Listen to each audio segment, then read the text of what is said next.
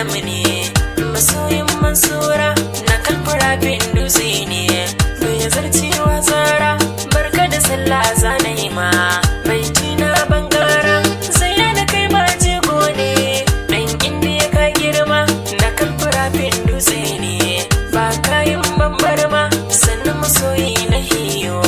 ya kamar ta ake nema Allah ya kai baran auren ku masoyan asali lokaci zai riske ku kawai ku yi haƙuri ran bikin sai mun taka kamar dan mazari kalfura fi jihar tawa Nijar kun ji gida Abubakar dan malam baitin ka dole na biya masoyin mansura ka zama amsar masu tambaya